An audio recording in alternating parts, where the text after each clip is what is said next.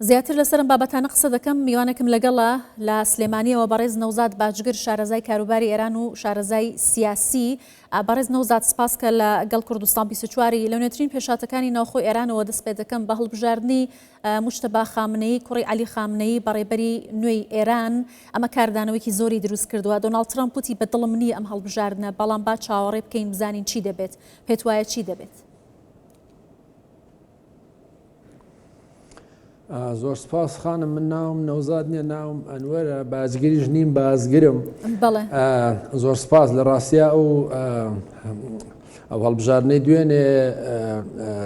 شەو یا ئەم شەوی ڕابردوو لەلایەن ئێرانەوە ڕاگەیاندرا کە مستەبای خامنەیی شوێنی خامنەیی گرتوێتەوە وەکو ڕابەری کۆماری ئیسلامی ئێران. پێم وانییە بۆ ئەمریکا شۆکێک بوو بێ و لە هەمان کاتە کۆماری ئیسلامی ئێران لە ناوخۆیان کاندیدێکی بەهێزتری نەبوو بۆ کاندیداتۆرکردنی ڕابەر و بە دەلیلی نەکەرەوەی کە مستەبا کوڕی خامنەئی بوو و مختەرەح بوو بۆ ئەو کارە، بەڵکو بە حکمی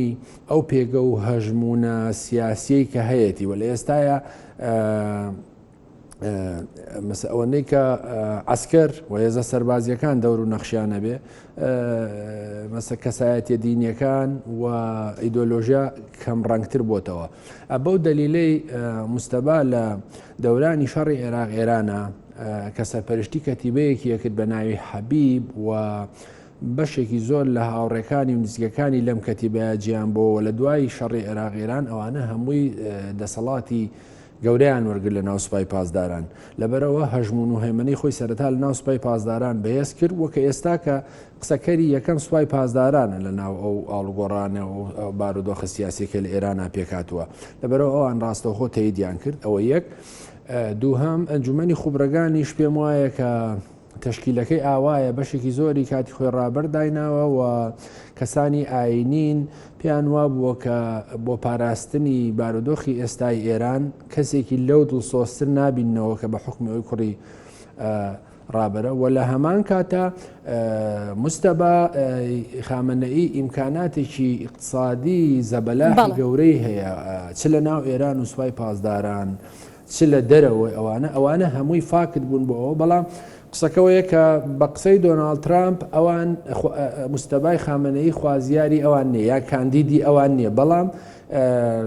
ئەوان ئەڵێن کە پێویست ناکە ئەوە کاندیدی خەڵکی ئێرانە، کاندیدی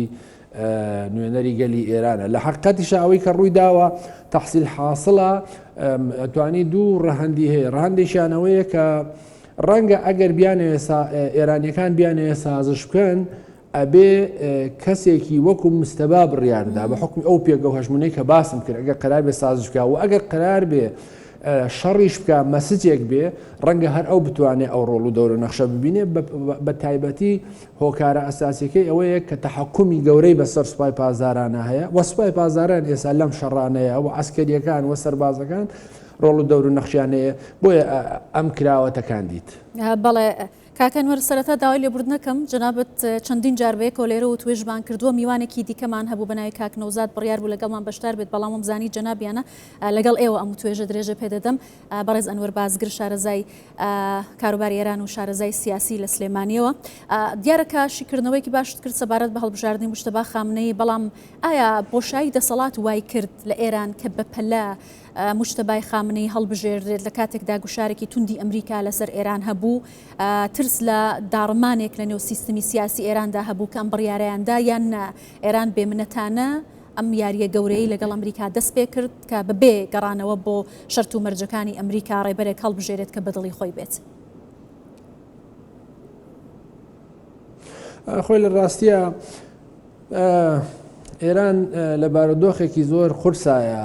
یەکێکیانەوەیە کەەوەی جەنابەت دەقیقە، ینی ئێرانیەکان هەمیشە ترسی ئەویان هەیە کودەتایەک ڕووبە لە ناوخۆیانە و پێم وایە واشنتۆنیش زۆر چاوی لەسەر ئەمە هەیە، لەسەر ئەم فاکتە هەیە. بە تایبەتی پێشتر خەریکی کارێکی ئاوا بوون لە شەڕی 12 ڕۆژە و دوای ئەوەش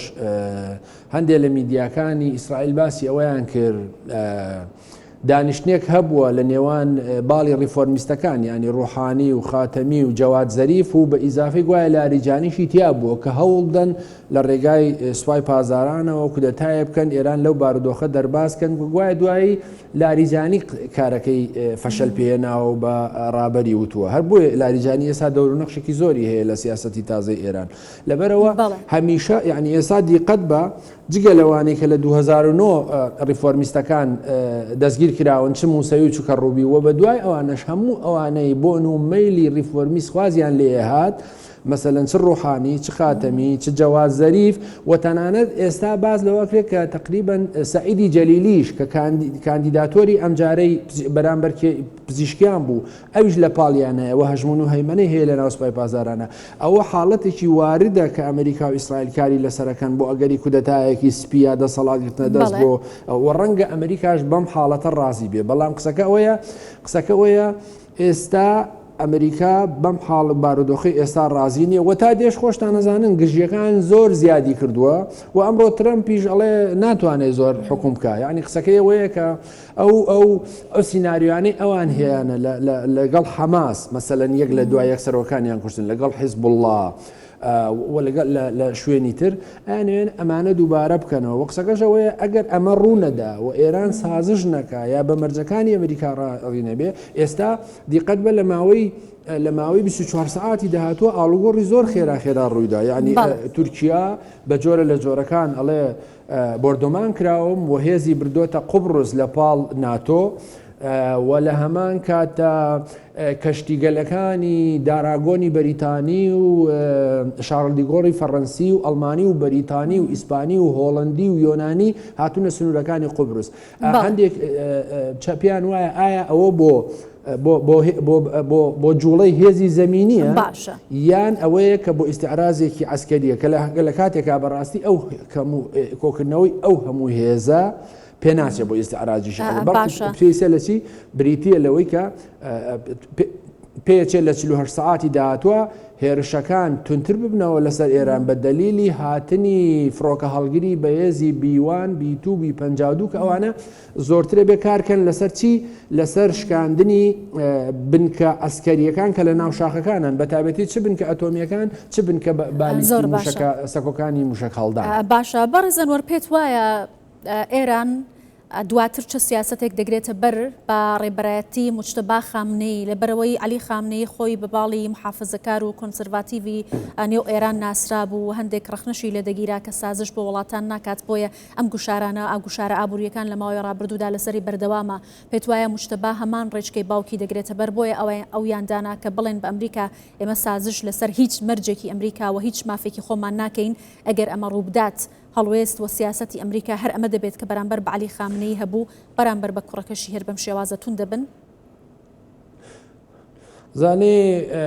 زانی خانم بام بە جەنابەت بڵێم یعنی خۆرهەڵاتی ناوەڕاستی ئێستا خۆرهەڵاتی ناوەڕاستی پێش 7 ئۆکتۆبەر نییە پێش 8 دیسەمبەری ڕوخانی بەشار ئەسەد نییە پێش شەڕی 12 ڕۆژەی ئێران و ئیسرائیل نییە یعنی خۆرهەڵاتی ناوەڕاست ئێستا خۆرهەڵاتێکی ناوەڕاستی پۆست 7 ئۆکتۆبەرە بە واتایەکی تر ئێستا ئێرانی پێش 28 شوبات نییە ئێرانی دوای 28 شوباتە یعنی ئاڵگۆڕی گەورە بەسەر ڕووداوەکانە هاتووە و هاوپەیمانەیەکی خەریکە گەورەی نێودەوڵەتی دروزە بێ بەڵام قسەکەوەیە ئەو پرسیارەی جەنابەت هەردوو لە سیاست و لەم بارودۆخی ئێستا هەردووکی واردە یعنی ئەگەر قەرار بێ ڕێکەوتن و سازش و نزیکبوونەوە هەبێ باشترین کەس مستەبایە بەو هەژمون و هەیمنەی کە هەیەی لە ناو سوپای پازاران و لە ناو ڕوحانیەکان و لە ناو ئەنجومەنی خوبرەکان و لە ناو ئەنجومەنی مەجلیسی قەومیش لای لاریجانی و لای تەنانەت قالیبافی سەرۆکی پەرلەمان و وەحیدی ئێستا ئەو کارکتەرانی کە هەن وەحیدیە قالیبافە لاریجانیە و ئەمانە ڕەمزە هێزەکانی ئێستای ئێران بۆی ئەمانە هەمووی پەیوەندی باشیان لەگە مستەبایە قسەکەوەی ئەگەر مستەبا بیەوێ دانووسان و سازش بکە و بە مەرجەکانی ئێران ڕازی بێ و بیەوێ لانی کەم بە مفاوەزاتێک لێ بێتە دەرەوە ئەوە بە نەزەری من مستەبا ڕەنگە کارکتەرێکی بەهێزە لەوە ئەتوانێت دەور و نەقش ببینێ و خۆشی بمێنێتەوە ئەگەر ئەمریکیەکان قبول بێن حاڵەتی دووهەمی کە زۆرتر واردە ئەوەیە کە جەنابە دێڵێ ئەو ئەوێ هەژمون نمونە و هەیمەنی هەم ڕوحانی و تەقدیسی دینی و جێگە و پێگەی باوکی کە لەم بردومانانەیە کوژراوە و هەم دەست بە پرەنسیپەکانی دروستبوونی کۆماری ئیسلامی ئێران و ویلایەتی فەقیه و حەوزەی قوم و ئەوانەوە بگرێ و لەلایەکی تریشەوە دەست بگرێ بەسەر هێزە پرۆکسیەکانی خۆیان لە لوبنان و لە عێراق و لە یەمەن و ئەوانە. لە هەر حاڵدا ئەگەر هەر کارێک بیانەوە بیکەن، هەر کارێک بیانێ ئێرانیەکان بیکەن، ئەگە درێژەدان بە شەڕ بێ مستەبا باشە ئەتوانێ ئەو کارەیان بۆ بکە و ئەگەر سازشیش بێ ڕەنگە مستەبا باشە هێز و ئیمکانات و قووەتی توانێ هەموو لایەنەکان بە قەناعەت بگەێنێ. بۆیە لە هەر حاڵدا ئەوەی کە قسەی ئەخیرەکە لەم بابەتە یەکەم و ئەخیرەکە ئەمریکایە، هەرچەندە ئیسرائیل پێی خۆش نییە مستەبا هاتووە بمێنێتەوە سازشی لەسەر بکرێت. ئیسرائیل پێی وایە بێ ئەم جەنگە بە کۆتایی هاتنی هیلالی شیعی و مەترسیەکان لە ناوچەکەیە کۆتایی پێبێ. ئەم شەڕانەی کە ئێستا دەستی پێکردووە خانم لە ئەگەر چەنە لە قازانجی ئەمریکای دە بەرابەر لە قازانجی ئیسرائیلە، بۆچی هێشتا پێی وایە مەترسیەکان کۆتایی نهاتون و ئەمەی کە ئیسرائیل لە ساڵی 1948ەوە چاوەڕێیەکە هەر 10 ساڵ جارێک هێز عەرەبیەکان پەلاماریان داوە و لە هەموو کاتێک شاخەکەکانیان لەدەستداوە. ئێستا ئەوێ لە دوای 7 ئۆکتۆبرەوە هەژمون و هەیمەنەی هیلالی شیعی تێک بشکێنێ و مەترسیەکانی لەسەر لابێڕن. بۆیە ئیسرائیل لەگەڵ شەڕی بەردەوام و هێرشی بەردەوام و پارچە پارچەکردنی ئێرانە، بەڵام بەپێچەوانەوە ئەمریکا خۆیان نەڵێن ئەبێ ئێران تەسلیم بێ بە مەرجەکانی ئێمە. یعنی چی؟ پرۆژه ئەتۆمیەکەی و ئێرانەوە پیتێنراوە تەسلیم کە سەکۆ موشکیەکانی لە ناو بەرێ و دوای ئەوە ئەو هێزە پرۆکسیەکان زەعیفکە و دەخالت نەکا و دوای ئەوە بێسازشکە و ئەوەی ئەمریکا چیە. بەڵام لە هەموو گرنگترەوەیەکە ئەمریکا چاوی لە نەوتی ئێرانە بە تایبەتی دوێنێ ئەمریکەکان ئەڵێن بە داگیرکردنی نەوتی ئێران ئێمە 130 نەوتی جیهان کۆنتترۆلەکەین، یعنی 800 ملیار بەرمیل نەوتی ڤەنزوێلا و ئێران کۆنتترۆلەکەن. ئەمەش بۆ ئەمریکا زۆر دەستکەوتێکی گەورەیە. باشە بەڕێزەنوەر ئاماژەت بە ڕووداوەکانی 7 ئۆکتۆبر کردوتت ئیتر ئەو هەیمەنەیە نامێنێت کە گروپەکان و پرۆکسیەکانی سەر بە ئێران پێشووتر هەیەان بوو لە ناوچەکەدا بە کۆتایی پێهاتن یا بە ئامانجگەیشتنی ئەم پرۆسەیە کە ئەمریکا و ئیسرائیل دەستیان پێکردەوە. بەڵام ئێستا ئەو هەرو گروپانە بۆ نمونە حیزبوڵا بەرەیەکی دژ بە ئیسرائیل کردوتەوە. ئەو گروپە چەکدارەکانی وەکو بەرەی مقاومە ئیسلامی لەناو خاکی عێراق هێرش و پەلاماری شوێنە جیاوازەکان بە تایبەتی هەرێمی کوردستان دەدەن. لە لایەکی دیکەوە ئەنساروڵای یەمەنە، حیزبەکانی دیکەی وەکو حوسیەکانی یەمەنە بڵێن ڕێکخراوەکانی دیکەیە ئەڵێن ئێمە ئێران داوای لێ نەکردوین بەڵام دەینە ناو بازنەی شەڕەکەوە. ئەمانە خەریکن دوا هەوڵەکانی خۆیان دوا پەلەقاژەکانی خۆیان دەدەن. بەڵێ ڕاستە، بەڵام ینی ئەوەی کە تۆی لێ ڕاستە ئەم گروپانە ئەم پرۆکسی ئێرانەیە لە لوبنان، لە یەمەن، لە عێراق و ئەوانە. تۆ دیقەت بە لە سووریا تاو کۆتاییان پێهاتووە ئەم گروپە پرۆکسیانە و لە لایەکی تریشە ئەو حیزبوڵای کە ئەخیر هەوڵی خۆیەتی یەکێکیان لەلایەکەوە ئەوەیە حیزبوڵای سەردەمی نەسڕوڵڵا ئەم حیزبوڵایە نییە. دووهەم هیچ ئیمکاناتێک و جبەخانەیەشی داهاتووی پێناگا، یەکەم لەبەرەوەی کە ئەو هیلالی شیعی کە لە کرماشانەوە بە دیالەیە ئەڕۆی ئەچوە سووریا و سووریا ئیمداداتی ئەنار بۆ حیزبوڵڵا ئەوە نەماوە. بەڵام لەگەڵ ئەوەیە ئێشتا حیزبوڵڵا و شیعەکان هەژمونێکی دینی ئەویان هەیە، بەڵام هەرگیز وەکو پێشنین و وەکو پێشینین و هەرگیز ئەو مەترسیانەی داهاتوو لەسەر ئیسرائیل دروست ناکەن و لە داهاتووە ئیسرائیل زۆرتر دێتە خاکی لوبنانەوە و ئەو ڕێکەوتنێکی هەیەە لە هەرێمی لیتانی لە نابێت لەوە تێپەڕن. حکوومەتی سووریا ئێستا دۆش داماوە ناتوانێت، یعنی ئەبێ حکوومەتی لوبنان بە تەواوی خۆی حەلکا نەیەڵێ ئەم هێزانە ئەم مەترسیانە دروستکەن. بەڵام بەهەرحاڵ حیزبوڵڵای ئێستا حیزبوڵڵایەک نییە کە سەردەمی پێشوو هەڕەشەی جددی بوو لەسەر ئیسرائیل. دووهەم هەرچی سەبارەت بە حوسیەکانە ئەو هێزانەی کە ئێستا لە قوبروسن بەشێکیشی پەیوەندی بەو ململانیانەوە هەیە، بە تایبەتی کە ئێستا یەمەن بەشێکی لەلایەن سعودیەوە بەڕێوە برێ، بەشێکی لەلایەن ئیمارات و ئیسرائیلەوە بەڕێوە برێ و چوونی هێزەکانی ئیسرائیل بۆ سۆمالیلاند و بوونی هێزەکانی ئیمارات لەو منتقەیە دەلالەتە لەوەی کە دوای دێنە پای حوسیەکان و وەیەکێک لە ئامانجەکانیشان لێدانی عەبدولمەلیکە بەڕاستی وەکو ڕەمزی حەرەکەتەکە. بۆیە یعنی دوایین ڕۆژەکانی ئێران شەڕەکانی ئێران ئەوە دەست نیشانەکە ئەگەر قسەکە لەسەرەوەیە بە سازش گەیشتن و یەکێ لە مەرجەکان دەسەڵگرتنی ئێرانە لە پشتیوانی و هێزە پرۆکسی ئێرانیەکان ئەوانە ئەوە ئەبێ مەسەلەن چەک بکرێن و دەسەڵاتی ڕسمی بگەڕێتەوە مەسەلەن لە یەمەن ئەبێ دەسەڵاتی عەبدڕەبە مەنسوور هادی سعودیە پشتیوانی لێکا و هێزی حەقیقین و وەکاتی خۆشی ڕێکەوتنی حەزمیان هەبووە حرەکەی یعنی عاسفی حەزمیان هەبووە دەسەڵات بگەڕێتەوە دەست یەمەن و ئەو کاتە سعودیش لە مەترسی حوسیەکان نەجاتیە بێ ئەو لە عێراقیش ئەو خۆتانە بینن کە ڤیتۆ لەسەر مالیکی دانراوە و چاوەڕێ ئەمن کە ئاڵوەڕەکانی ئێران چی بەسەرێ ئۆتۆماتیکی بارودۆخی حەشتی شعبی لە عێراقا بەرەو بووکانەوە ئاچێ و ئەگەری سەر لە نوێی گەڕانەوەی سونە وەکۆی کە لە سووریا هەیەەوە پاشە یعنی قسەکە زانی چێخانم قسەکەوەیە لە دوای حوتی ئۆکتۆبرەوە هەم هیلالی شیعی تێکشکێنراوە